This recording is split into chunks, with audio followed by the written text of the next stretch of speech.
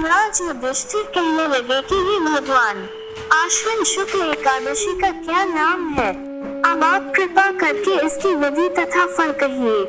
भगवान श्री कृष्ण कहने लगे कि हे युधिष्ठिर, पापों का नाश करने वाली इस एकादशी का नाम पापांकुशा एकादशी है। हे राजन, इस दिन मनुष्य को विधि पूर्वक भगवान पद्मनाभ की पूजा करनी चाहिए। यह एकादशी मनुष्य को मनवांछित फल देकर स्वर्ग को प्राप्त कराने वाली है। मनुष्य को बहुत दिनों तक कठोर तपस्या से जो फल मिलता है, वह फल भगवान गरुड़ध्वज को नमस्कार करने से प्राप्त हो जाता है। जो मनुष्य अज्ञानवश अनेक पाप करते हैं परंतु हरि को नमस्कार करते हैं, वे नरक में नहीं जाते। विष्णु के नाम के कीर्तन मात्र से संसार के सब तीर्थों के पुण्य का फल मिल जाता है। जो मनुष्य शौर्य धनुषधारी भगवान विष्णु की शरण में जाते हैं, उन्हें कभी भी यम यातना भोगनी नहीं पड़ती।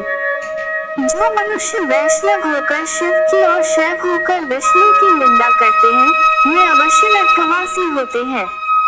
सहस्रों वाजपेय और अश्वमेध यज्ञ से जो फल प्राप्त होता है, वह एकादशी के व्रत के 16वें भाग के बराबर भी नहीं होता है।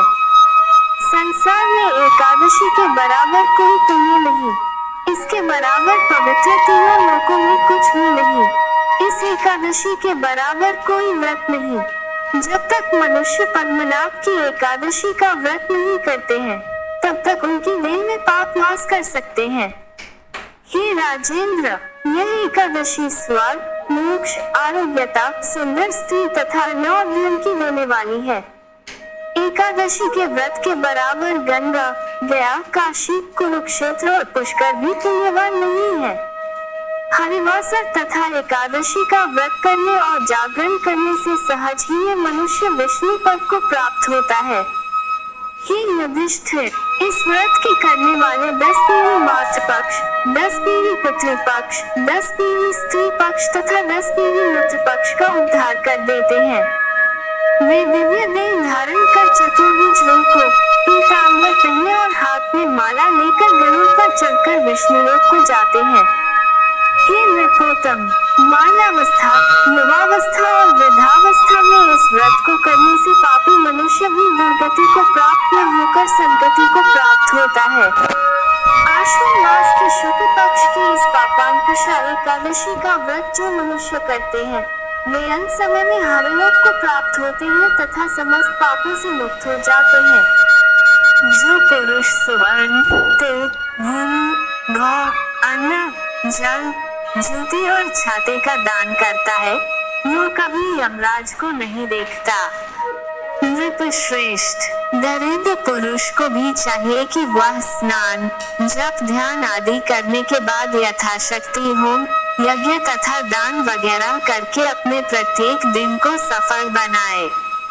जो होम, स्नान, जप, ध्यान और यज्ञ आदि पुण्य कर्म करने वाले हैं, उन्हें भयंकर यम यातना नहीं देखनी पड़ती। लोक में जो मानव दीर्घायु, धनाढ्य, कुलीन और निरोग देखे जाते हैं, वे पहले के पुण्यात्मा हैं। पुण्य कर्ता पुरुष ऐसे ही देखे जाते हैं। इस विषय में अधिक कहने से क्या लाभ? मनुष्य पाप से दुर्गति में पड़ते हैं और धर्म से स्वर्ग में जाते हैं। जो मनुष्य किसी प्रकार के पुण्य कर्म किए बिना जीवन के दिन व्यतीत करता है, वह लोहार की भट्टी की तरह सांस लेता हुआ निर्जीव के समान ही है।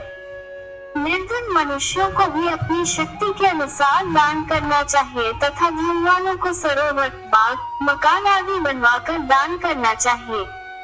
ऐसे मनुष्यों को यम का द्वार नहीं देखना पड़ता तथा संसार में दीर्घायु होकर धनाढ्य, कुलीन और रोगरहित रहते हैं।